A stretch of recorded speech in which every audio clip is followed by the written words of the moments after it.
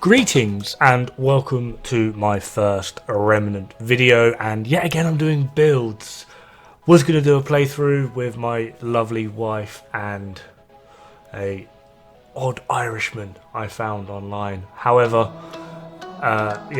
this game has literally gone from 0 to hero 1 because Dark Souls is a huge popular game, and so are guns. Mix the two together and you've got a recipe for success near enough immediately.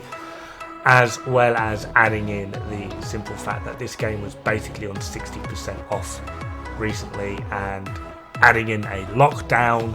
Yeah, this game has literally just exploded pretty damn quickly.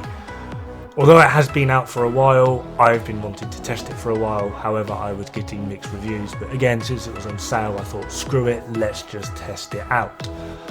Promptly kicked the living crap out of the game. Not really too difficult, however there are some things that I have noticed going on. Firstly, apparently melee builds do not work.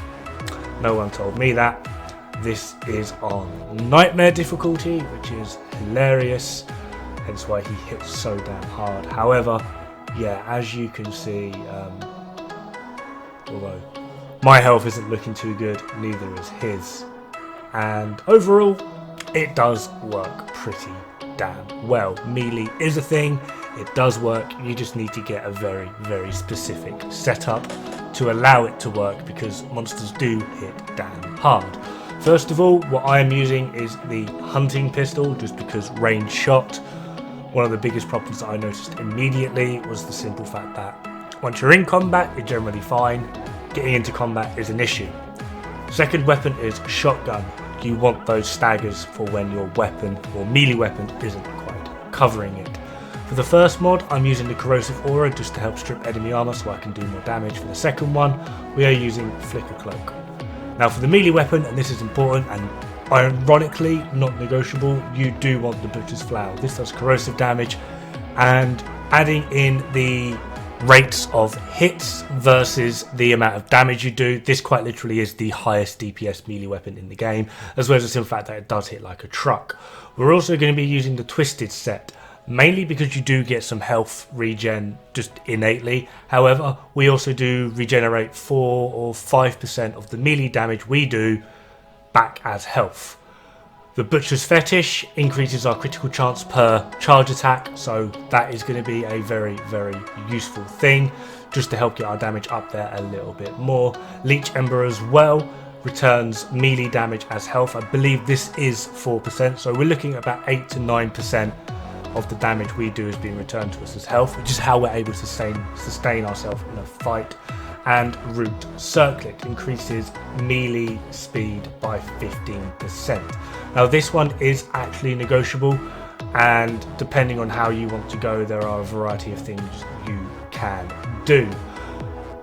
Another good one is the Band of Strength. Basically, charge attacks do 5% more damage and stack up to 4 times. This is potentially 20% more damage, and you're not relying on getting those crits. However, crits will effectively work out more.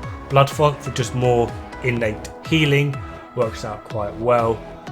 I don't have all the rings as well, so I'm just showing the ones I've got. Gravity Stone is pretty good, but it's only really reliant on enemies that are near you. Other than that, it's basically a useless ring, and too many conditions can lead to a fail of a build.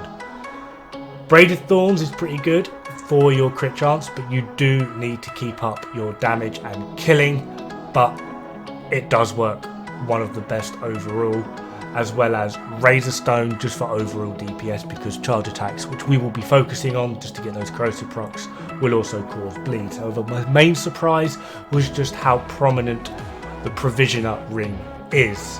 And basically, if you don't know what this does, is reloads while your weapon is stowed, which includes while you're melee. As you can see, my ammo count is going up in the bottom right.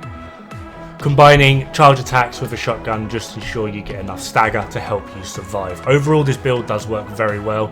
There's just a select few bosses that will mess you up regardless. The Harrow for one, and bosses that like to stay mostly out of range, such as Shroud. Anyway, thank you very much for joining me on my first Remnant build video, and I'll see you again pretty damn soon. Have fun. Ta-ra!